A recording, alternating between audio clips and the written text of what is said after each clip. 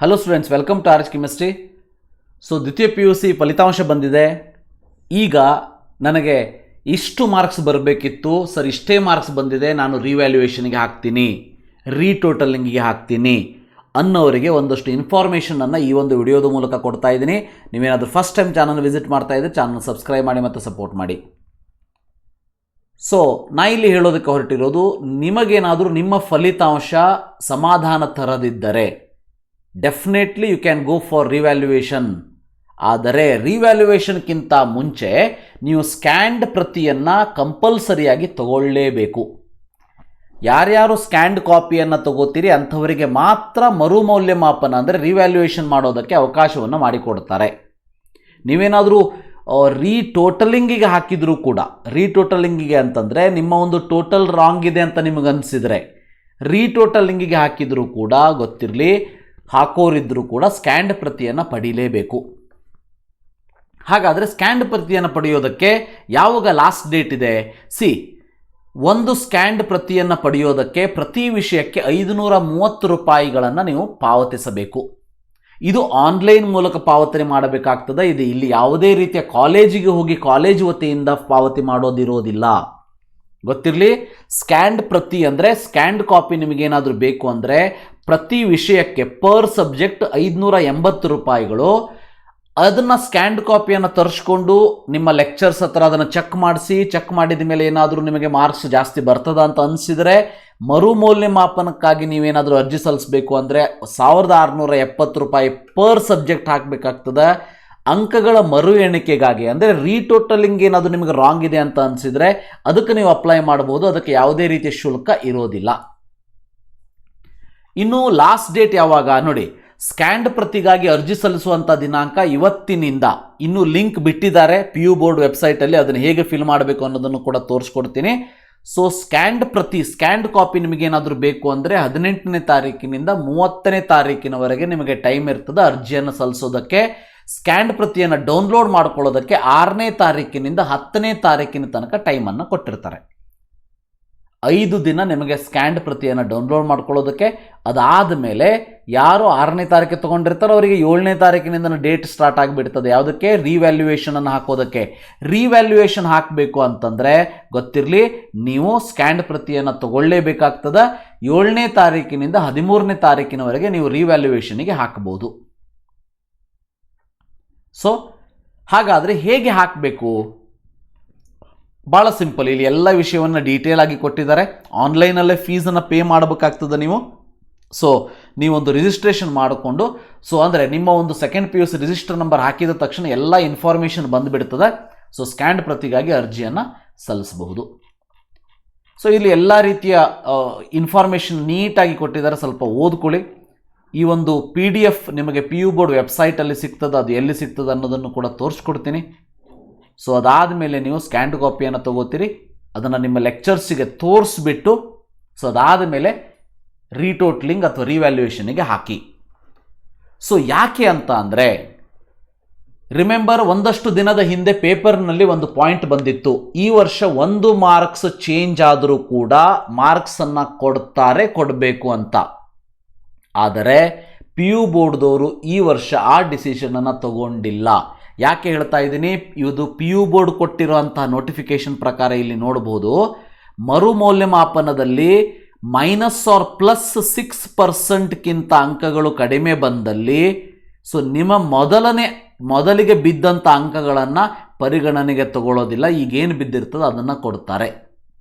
Very important, ಗೊತ್ತಿರಲಿ. ಅಂದರೆ 6 marks 100 ಮಾರ್ಕ್ಸಿಗೆ 6 marks ಬೀಳಲೇಬೇಕು. 6 marks ಬಿದ್ದರೆ ಮಾತ್ರ ಜಾಸ್ತಿ ಮಾಡ್ತಾರೆ, 6 ಮಾರ್ಕ್ಸ್ಗಿಂತ ಕಡಿಮೆ ಬಿದ್ದರೆ ಮಾತ್ರ ಕಡಿಮೆ ಮಾಡ್ತಾರೆ. ಫಾರ್ ಎಕ್ಸಾಂಪಲ್, ನಿಮ್ಮ ಮ್ಯಾಥ್ಸ್ ಪೇಪರ್ ಏನಾದರೂ 95 ಬಿದ್ದಿದೆ, ನಿಮಗೆ 100 ಬಿದ್ದೇ ಬೀಳ್ತದೆ ಅಂತ 100% ಕನ್ಫರ್ಮೇಷನ್ ಇದ್ದರೂ ಕೂಡ ನೀವು ರಿವ್ಯಾಲ್ಯೂಯೇಷನ್ಗೆ ಹಾಕೋದ್ರಿಂದ ನಿಮಗೆ ಮಾರ್ಕ್ಸ್ ಬರೋದಿಲ್ಲ. ಯಾಕೆ ಬರೋದಿಲ್ಲ ಅಂದರೆ, ಈ ಒಂದು ರೂಲ್ಸ್ ಪ್ರಕಾರ ನೋಡಿ, Karnataka pre university course SLPE rule 1997-29A. So ಈ ಒಂದು ರೂಲ್ಸ್ ಪ್ರಕಾರ, ಅದು ರೂಲ್ಸ್ ಏನು ಹೇಳ್ತದೆ? ಹಾಗಾದರೆ ಒಬ್ಬ ವಿದ್ಯಾರ್ಥಿ 95 ಬಿದ್ದಾಗ ಅವನು ಸ್ಕ್ಯಾನ್ಡ್ ಕಾಪಿಯನ್ನು ತರಿಸ್ಕೊಂಡು ಮಾರ್ಕ್ಸ್ ಬೀಳ್ತದ ಅಂತ ಅನಿಸಿದ್ರೂ ಕೂಡ ರಿವ್ಯಾಲ್ಯೂಯೇಷನ್ ಹಾಕಿದ್ರೂ ಕೂಡ ಉಪಯೋಗ ಆಗೋದಿಲ್ಲ. ಯಾಕಂದರೆ ಮಾರ್ಕ್ಸ್ಗಳು 6% ಬೀಳಲೇಬೇಕು. ಈಗ 95 ಬಿದ್ದವನಿಗೆ 5 ಬೀಳ್ತದ 100 ಕೊಡಲೇಬೇಕು ಅಂದರೂ ಕೂಡ ಬೈ ರೂಲ್ ಕೊಡೋದಕ್ಕೆ ಬರೋದಿಲ್ಲ, ಅವನಿಗೆ 100 ಆಗೋದಿಲ್ಲ, 695 ಉಳಿತದೆ. ಸೊ ನೀವು ಹೇಳ್ಬೋದು ಸರ್ ಇದು ಅನ್ಯಾಯ ಅಲ್ವಾ ಅಂಥೇಳಿ. Definitely I will agree for that. But ಒಂದು ರೂಲ್ ಅಂತ ಮಾಡಿದರೆ ಅದನ್ನು ಫಾಲೋ ಮಾಡಲೇಬೇಕಾಗ್ತದೆ. ಹಾಗೆಯೇ 6 ಮಾರ್ಕ್ಸ್ಗಿಂತ ಕಡಿಮೆ ಬಿದ್ದರೆ ಮಾತ್ರ ಚೇಂಜ್ ಆಗ್ತದೆ. ಈಗೇನಾಗ್ತದೆ, 6 ಮಾರ್ಕ್ಸ್ಗಿಂತ ಕಡಿಮೆ ಬಿದ್ದ ಮೇಲೆ ಸರ್ ಇಲ್ಲ ಸರ್ ನನ್ನ ಮೊದಲಿನ ಅಂಕನೇ ಇರಲಿ ಅಂತಂದರೆ ನಿಮ್ಮಲ್ಲಿ ಕೊಡೋದಕ್ಕೆ ಸಾಧ್ಯ ಆಗೋದಿಲ್ಲ. ಅದನ್ನು ಕೂಡ ಕ್ಲಿಯರ್ ಕಟ್ಟಾಗಿ ಹೇಳಿದ್ದಾರೆ. ಸೊ ಇನ್ನೊಂದು ಸಾರಿ ಹೇಳ್ತೀನಿ. ಸೊ ಈಗ ಭಾಳ ದಿವಸದ ಹಿಂದೆ ಪೇಪರ್ನಲ್ಲಿ 1 ಮಾರ್ಕ್ಸ್ ಬಿದ್ದರೂ ಕೂಡ ಕೊಡಬೇಕು ಅಂತ ಇತ್ತು. ಆದರೆ PU ಬೋರ್ಡ್ದವರು ಅದನ್ನು ಪರಿಗಣನೆ ತಗೊಳ್ಳಿಲ್ಲ. ಗೊತ್ತಿರಲಿ, 6%ಗಿಂತ ಹೆಚ್ಚು ಅಥವಾ ಕಡಿಮೆ ಆದಲ್ಲಿ ಮಾತ್ರ ನಿಮ್ಮ ಮಾರ್ಕ್ಸ್ ಚೇಂಜ್ ಆಗ್ತದೆ. ಈಗ 92, 85 ಬಂದವರು ಹಾಕ್ತೀರಿ, ಏನೂ ಪ್ರಾಬ್ಲಮ್ ಇಲ್ಲ. ಆದರೆ 96 ಅಥವಾ 100 ಮಾರ್ಕ್ಸ್ ಪೇಪರಿಗೆ 6% ಅಂದರೆ 6 ಮಾರ್ಕ್ಸ್ ಆಯಿತು. ಹಾಗಾದರೆ 70 ಮಾರ್ಕ್ಸ್ ಪ್ರಾಕ್ಟಿಕಲ್ ಇರುವಂಥ ಸೈನ್ಸ್ ಸಬ್ಜೆಕ್ಟ್ಗಳಿಗೆ ಸೊ ನಿಮ್ಮ ಮಾರ್ಕ್ಸು ಮೋರ್ ದ್ಯಾನ್ 4 ಅಥವಾ 4 ಬೀಳಲೇಬೇಕು. ಮೋರ್ ದ್ಯಾನ್ 4 ಅಥವಾ 4 ಬಿದ್ದರೆ ಮಾತ್ರ ನಿಮ್ಮ ಮಾರ್ಕ್ಸ್ ಚೇಂಜ್ ಆಗ್ತದೆ, ಅಥವಾ ಲೆಸ್ ದ್ಯಾನ್ 4 ಬಿದ್ದರೆ ಮಾತ್ರ ನಿಮ್ಮ ಮಾರ್ಕ್ಸ್ ಕಡಿಮೆ ಆಗ್ತದೆ, ಇಲ್ಲ ಅಂದರೆ ಆಗೋದಿಲ್ಲ. ಸೊ ಅದಕ್ಕೆ ಈ ಒಂದು ರೂಲ್ ಕರೆಕ್ಟಾಗಿ ಗೊತ್ತಿರಲಿ. ±6% ಚೇಂಜ್ ಆಗಬೇಕು. ಸೊ ಇದಿಷ್ಟು ಇವತ್ತಿನ ವಿಡಿಯೋ. ಈ ವಿಡಿಯೋದ ಕೊನೆಯಲ್ಲಿ ನಿಮಗೆ ಎಲ್ಲಿ ಇದನ್ನು ಲಿಂಕ್ ಕೊಟ್ಟಿರ್ತಾರೆ ಅನ್ನೋದನ್ನು ಕೂಡ ತೋರಿಸ್ತೀನಿ. ಈ ಒಂದು PDF ನಿಮಗೆ PU ಬೋರ್ಡ್ ವೆಬ್ಸೈಟಲ್ಲಿ ಸಿಗುವಂಥದ್ದು.